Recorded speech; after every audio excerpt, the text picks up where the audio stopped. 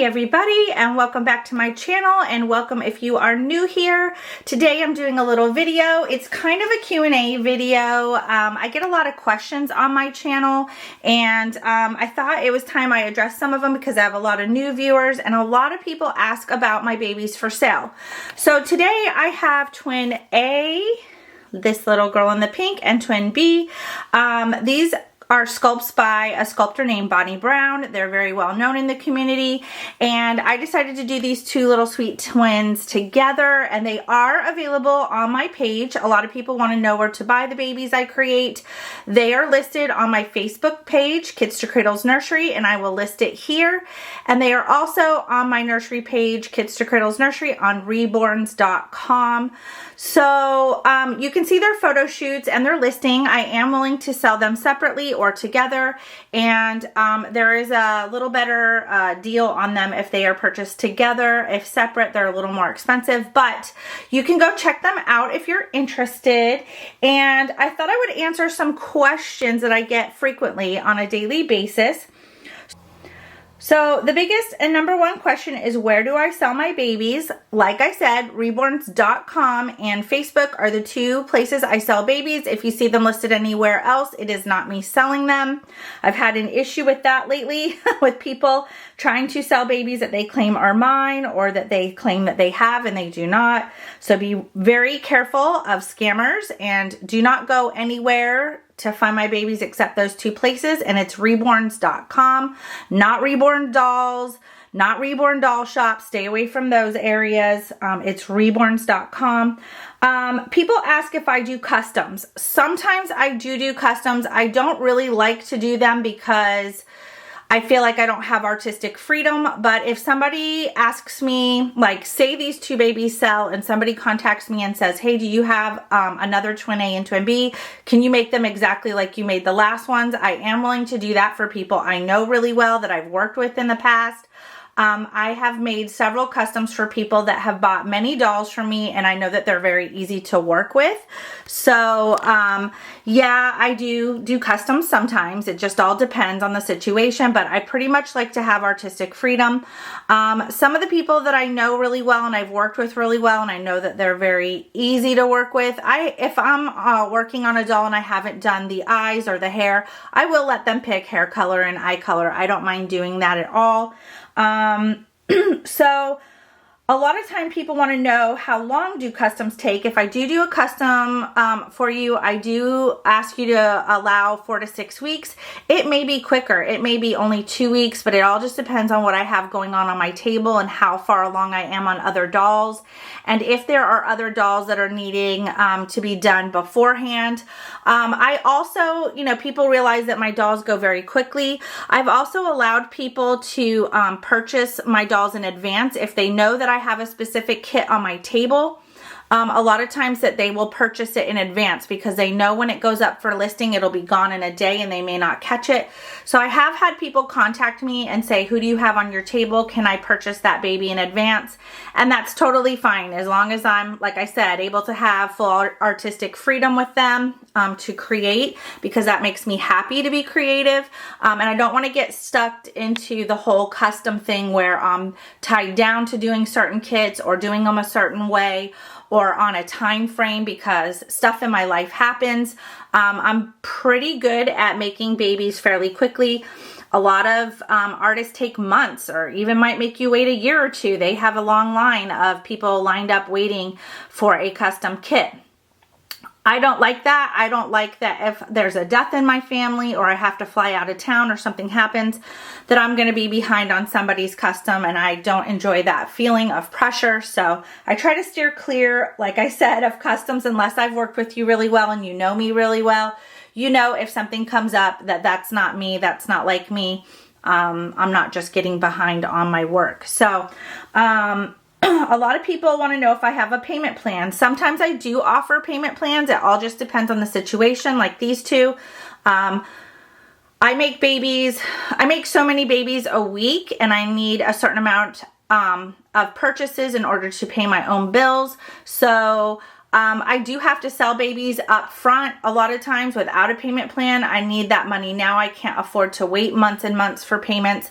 So if I have a lot of babies done, if I say have like 10 or 12 kits just sitting around waiting to be adopted, which is not the case anymore. It was during COVID, but it's definitely not now. I do work out payment plans because I've got plenty of time and plenty of babies to sell. But right now I don't. I have a lot of customs on my table, people that have purchased way ahead of time. And I'm just selling babies and producing them as they become available and putting them up for adoption. And like I said, these babies are a certain circumstance. Some people might want to buy them together so that they look very similar because they were created at the same time by the same artist. And these two babies just go together. They're just beautiful. And if somebody would like to purchase them together, I'm willing to work out a payment arrangement. I do have a payment plan for these babies because it will be a little more on the pricey side to adopt them together. So a lot of people want to know if I do holds. No, I don't do holds. I have 100 people a day asking me if I can hold a baby. If I am going to have you purchase ahead of time, you either have to pay cash up front or I am willing to, with a down payment. I've had people ask me, hey, if I make a $100 or $200 payment, can you hold this baby until I get paid on Thursday and then I'll pay the remainder? I will work things out with people if it's a circumstance like that. But some people want me to hold the baby for free. I have 100 people a day that contact me and say, hey, can you hold this baby? I don't get paid for 2 weeks. Not without a payment.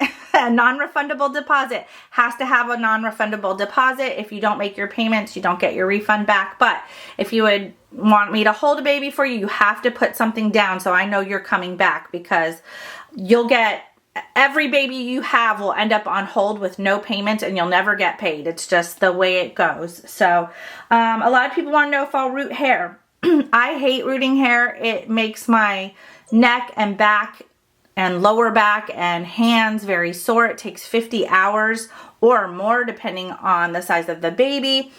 And I really don't enjoy it. I do not enjoy the sport. I don't like doing it. I do know how to root hair, and I do a very good job, but I will only do those for babies that I think I'm possibly going to keep in my collection that I feel need hair. Like some kits just don't look good with painted hair, and I feel like they need hair.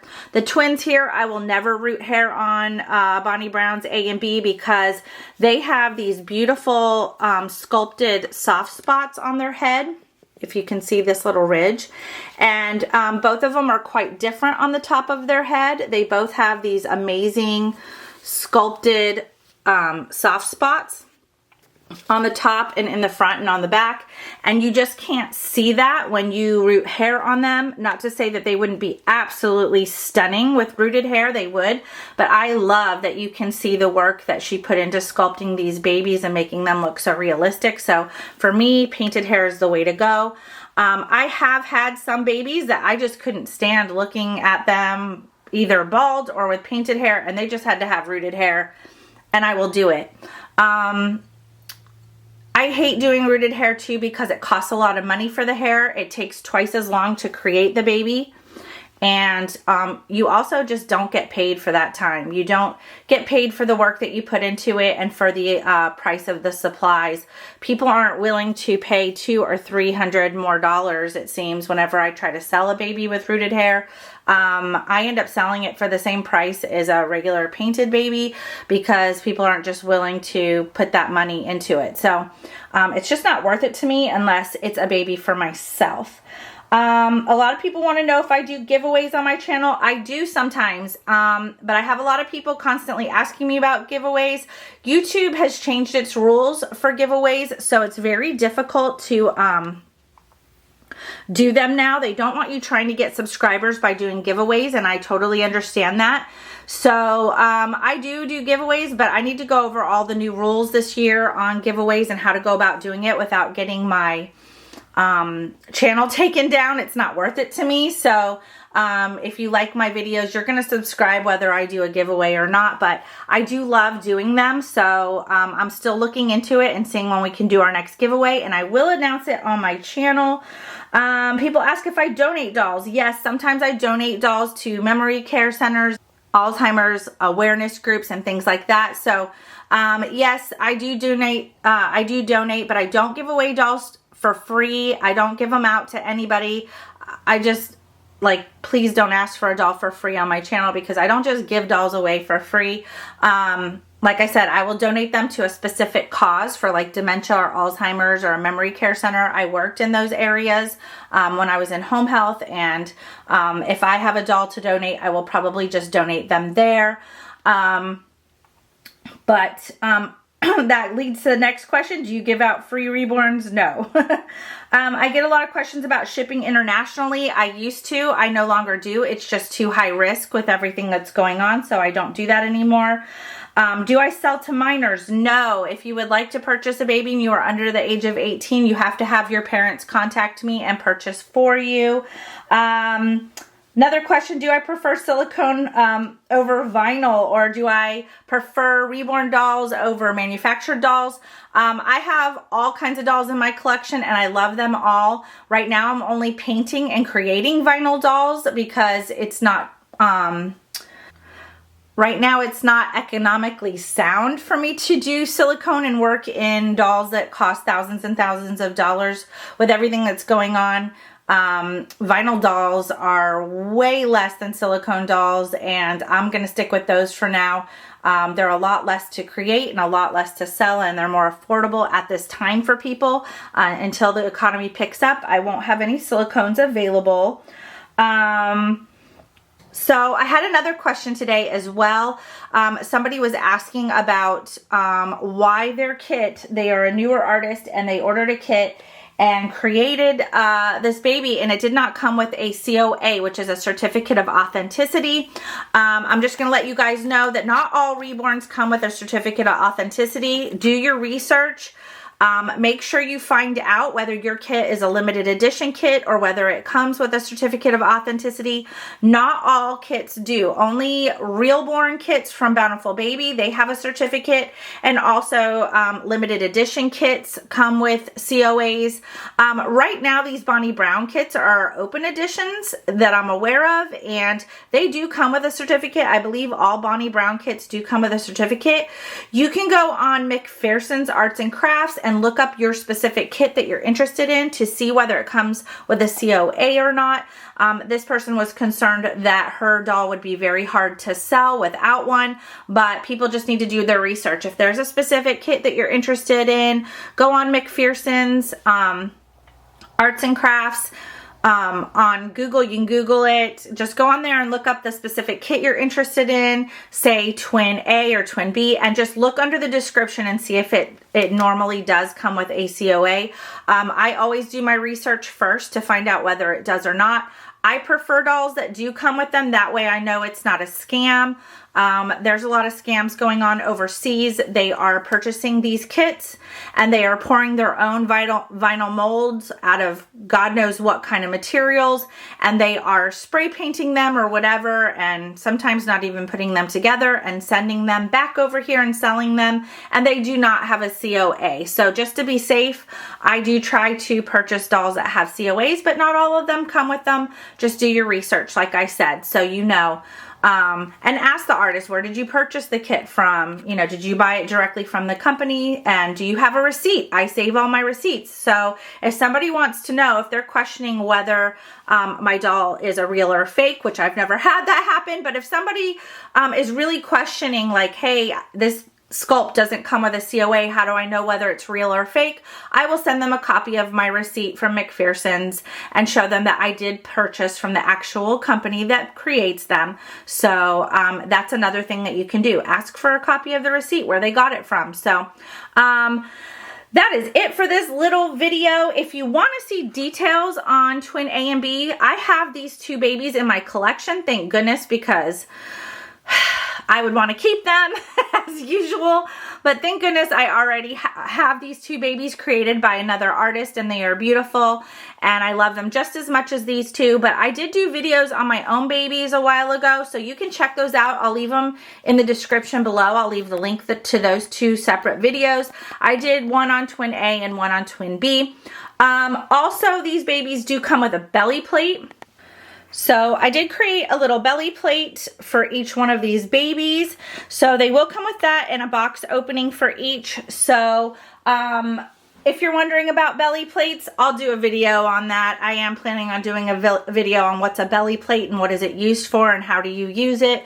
So that is it for this video. Before it gets too long, I will see you guys on the next video. And say hi to these sweet little babies. Congratulations on being born, little ones. I really hope that they do go home together. They are just way too beautiful together. Twin A, she does take a full pacifier and she can suck her thumb. So she does suck her little thumb, and she does come with a full passy. So in case you guys are new to the community and you don't know, she is one of the very few sculpts that can take a full pacifier. So she has a full pacifier. I gave her a little clear one so you can see her little mouth. And little twin B does take a magnetic passy, so that baby does not have a fully open mouth. Twin B has just a partial, so you could probably do a modified pacifier for that baby too, but I did choose to put a little magnet in this little one. I will say twin A is perfect for anybody who does have a pacemaker, who cannot have a magnet in their baby, because she does not have a magnet in her. So that would be perfect for somebody who's older, who cannot be near a magnet. So if you have any questions, just leave a comment down below. If you have any questions about these two specific babies, drop me a little comment. If you like this video, please like. If you want to see more videos like this one, please subscribe to my channel. Thank you guys all, and stay safe out there. Take care of yourselves, and as always, take care of each other. Bye, guys.